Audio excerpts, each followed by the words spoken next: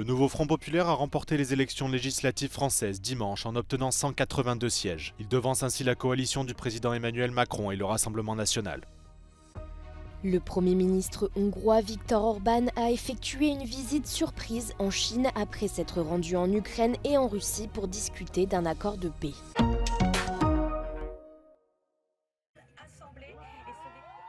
Le nouveau Front populaire a remporté dimanche le second tour des élections législatives françaises.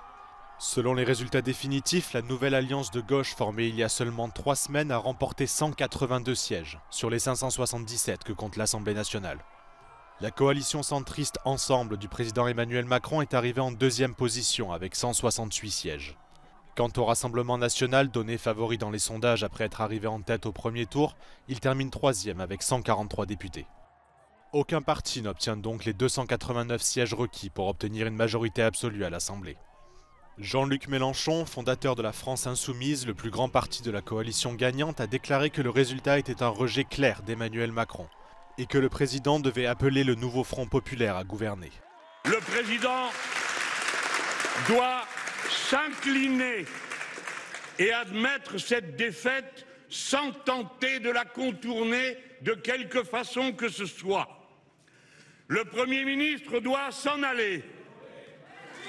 En effet, il n'a jamais reçu la confiance de l'Assemblée nationale. Il vient de diriger la campagne perdue par son camp et il a reçu un vote de défiance populaire massif. Le président du Rassemblement national, Jordan Bardella, a accusé ce qu'il appelle l'alliance du déshonneur d'être à l'origine de l'échec de son parti au second tour. Priver des millions de Français de la possibilité de voir leurs idées portées au pouvoir ne sera jamais un destin viable pour la France. Ce soir, en assumant délibérément de paralyser nos institutions, Emmanuel Macron n'a pas simplement poussé le pays vers l'incertitude et l'instabilité. Le Premier ministre Gabriel Attal a déclaré qu'il remettrait sa démission à Emmanuel Macron dès ce lundi matin, précisant qu'il assumerait ses fonctions aussi longtemps que nécessaire. C'est une situation inédite dans la France moderne. Aucun parti ne possédera de majorité absolue dans la prochaine Assemblée nationale, et les négociations s'annoncent d'ores et déjà tendues.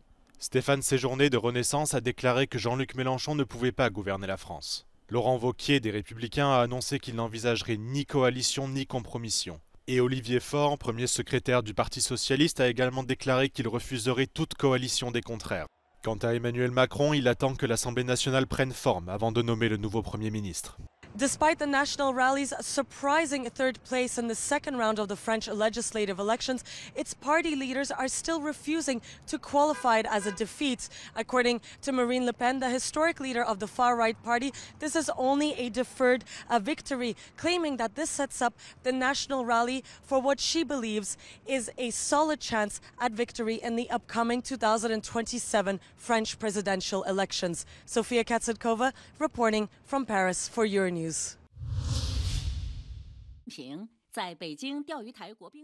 Le Premier ministre hongrois Viktor Orbán a effectué une visite surprise en Chine après s'être rendu en Ukraine et en Russie pour discuter d'un accord de paix. Selon les médias chinois, il a fait l'éloge des initiatives constructives et importantes de la Chine en faveur de la paix et a décrit Pékin comme une force stabilisatrice au milieu des turbulences mondiales. Par ailleurs, Xi Jinping, le président chinois, aurait appelé les puissances mondiales à aider la Russie et l'Ukraine à reprendre un dialogue direct et des négociations. Il y a tout juste 2 mois, le président chinois a effectué un voyage similaire à Budapest dans le cadre de sa tournée européenne dans 3 pays, qui comprenait également des étapes en France et en Serbie. Au cours de cette visite, la Hongrie et la Chine ont signé un certain nombre de nouveaux accords visant à approfondir leur coopération économique et culturelle. Un engagement à toute épreuve. C'est ainsi que le nouveau ministre britannique des Affaires étrangères a qualifié le soutien de Londres à l'Ukraine. David Lammy, qui a entamé une tournée européenne dès son entrée en fonction, a rencontré son homologue polonais Radosław Sikorski pour discuter des questions de sécurité avant le sommet de l'OTAN qui s'ouvre ce mardi à Washington. Londres a répété prendre son engagement envers l'Ukraine et l'OTAN très au sérieux.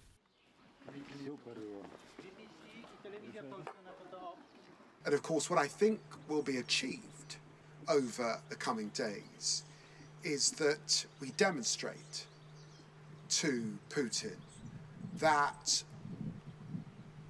we are there for the long haul and that the finances to support Ukraine financially, militarily, and in terms of aid are there, and that the alliance is firm and very importantly united. Radoslav Sikorski a déclaré que les dirigeants de l'OTAN présenteraient un front uni lors du 75e sommet à Washington et affirmé que la Pologne était un des leaders en termes d'aide à l'Ukraine. Więc potwierdzimy, że jesteśmy najpotężniejszym sojuszem w historii i że los Ukrainy jest w naszym żywotnym interesie, a najlepsze, co Putin mógłby zrobić, to wycofać się z katastrofalnego, zbrodniczego błędu, jaki popełnił. Ces premiers voyages diplomatiques de David Lammy en tant que ministre des Affaires étrangères, qui incluaient l'Allemagne et la Suède, visent à rétablir les liens entre le Royaume-Uni et l'Union européenne. Keir Starmer a lui entamé la visite des 4 nations constitutives du Royaume-Uni. Ce dimanche, en Écosse, le nouveau Premier ministre travailliste a appelé à une réinitialisation immédiate des gouvernements décentralisés et a déclaré qu'il chercherait à améliorer l'accord commercial entre le Royaume-Uni et l'Union européenne, qu'il a qualifié de bâclé. Un système de missiles patriotes néerlandais déployé en Lituanie. Cette installation intervient dans le cadre d'un exercice militaire annuel de l'OTAN baptisé Baltic Connection. Ce système est destiné à renforcer la protection de la population et des infrastructures du pays contre les avions, les drones et bien sûr les missiles. Les attaques aériennes menées actuellement par la Russie contre des villes ukrainiennes ont mis en évidence l'absence de système de défense aérien adéquat. La batterie de missiles est arrivée au port de la ville côtière de Klaipėda et devra être transférée dans une base aérienne d'où elle opérera au cours des 2 prochaines semaines. La première école souterraine est en cours de construction dans la ville de Zaporijja, dans le sud de l'Ukraine. L'école, conçue pour accueillir 500 élèves, est construite à près de 7 mètres sous terre et fonctionnera dès la rentrée prochaine.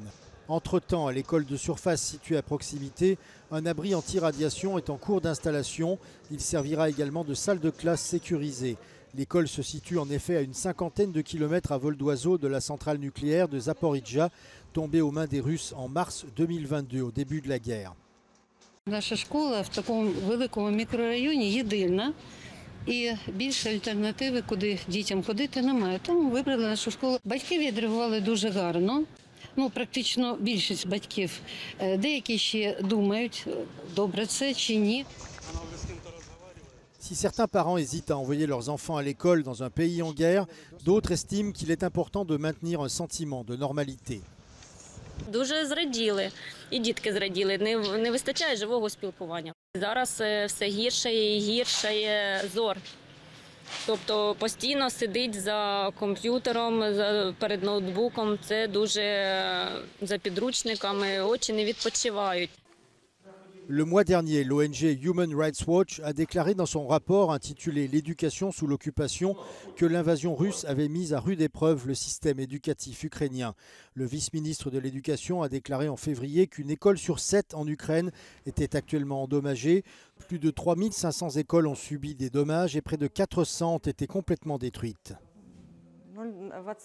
Le vice-ministre a également affirmé que les attaques contre les bâtiments scolaires violaient le droit des enfants à l'éducation et avaient un impact sur leur intégration future dans la société. Selon un rapport de la Banque mondiale publié en février, le coût du redressement et de la reconstruction de l'Ukraine s'élèvera à 378 milliards d'euros au cours de la prochaine décennie.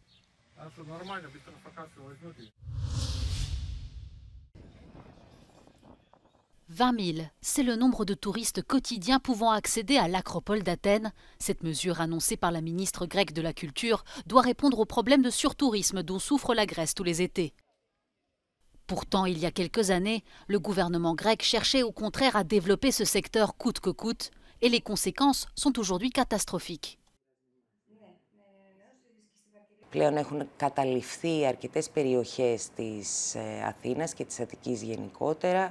Χαρακτηριστικό παράδειγμα είναι το Κουκάκι, μια περιοχή, πανέμορφη περιοχή που έχει μεταμορφωθεί σε ένα μεγάλο οικοδομικό τετράγωνο βραχυχρόνιας μίσθωσης, έναν τόπο φιλοξενίας ξένων μόνο. Δεν υπάρχουν πια οικογένειες, δεν υπάρχουν μαθητές στα σχολεία.